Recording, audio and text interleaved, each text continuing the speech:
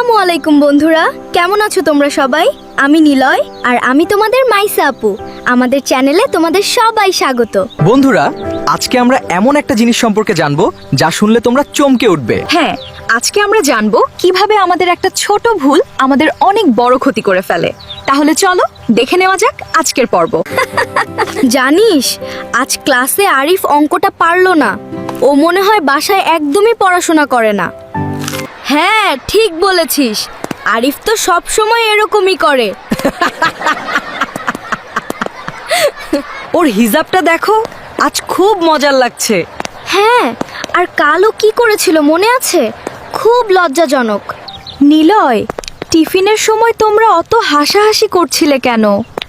আরিফকে নিয়ে কিছু বলছিলে? নিলয়, তুমি কি জানো গীবত কাকে বলে? আমাদের নবীজি বলেছেন, গীবত হলো তোমার ভাইয়ের পেছনে তার এমন কোনো কথা বলা যা শুনলে সে কষ্ট পায়। কুরআনে আরও বলা হয়েছে, গীবত করা মানে নিজের মৃত ভাইয়ের গোশত খাওয়ার মতো জঘন্য কাজ। কুরআনে বলা হয়েছে, গীবত করা মানে নিজের মৃত ভাইয়ের গোশত খাওয়ার মতো জঘন্য কাজ। এটা আমি কি করলাম? উফ আপু, এটা তো অনেক ভয়ঙ্কর।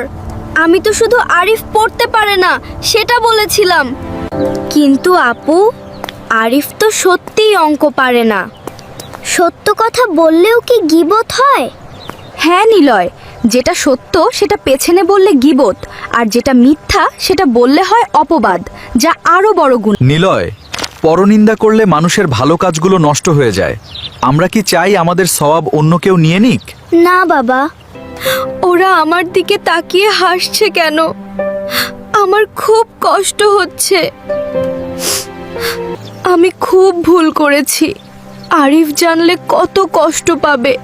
আমি কালই ওর কাছে মাফ চাইবো। আরিফ বন্ধু, আমাকে মাফ করে দাও। আমি তোমার নামে আড়ালে কথা বলেছি, এটা ঠিক হয়নি। বন্ধুরা, আমরা কারো আড়ালে মন্দ কথা বলবো না, এটা গীবত। আপু, কারো নামে ভালো কথা বললে মনটা কত শান্ত থাকে। বন্ধুরা, আড়ালে কারো মন্দ কথা বলো না। গীবত অনেক বড় গুনাহ। নিজের আমল রক্ষা করতে গীবত থেকে দূরে থাকুন। নিলয় আর মাইসার ভিডিও ভালো লাগলে চ্যানেলটি সাবস্ক্রাইব করতে ভুলো না কিন্তু। সকলে ভালো থাকবে, সুস্থ থাকবে। আসসালামু আলাইকুম।